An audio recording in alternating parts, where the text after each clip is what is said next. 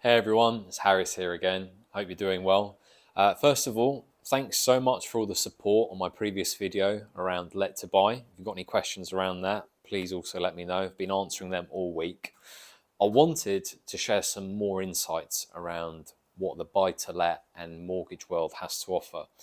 This week, I want to talk about green mortgages. Now, this is a topic that 88% of clients here in the UK aren't familiar with, which I think is really, really sad. And I think we need to bring more attention to it because it's got loads of benefits.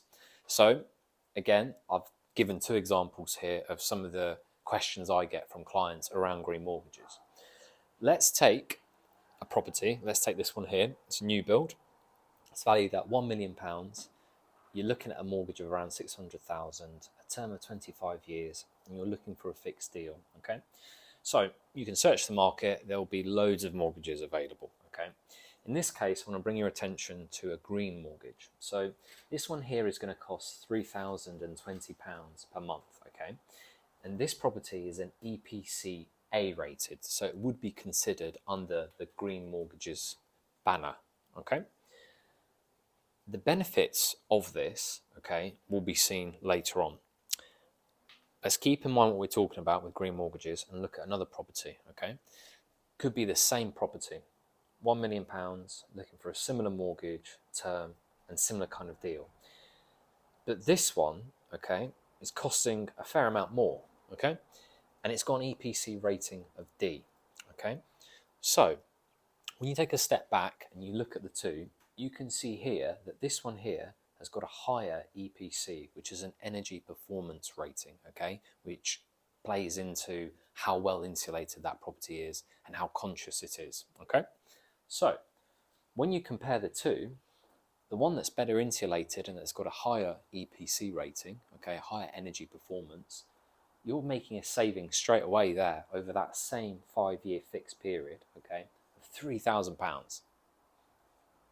It might not look like a lot of money, but that's money straight into your pocket, okay, as an investor, as a homeowner, whoever you are.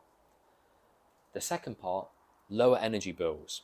We've seen costs rising. We've seen a lot of energy firms raising their tariffs, raising bills.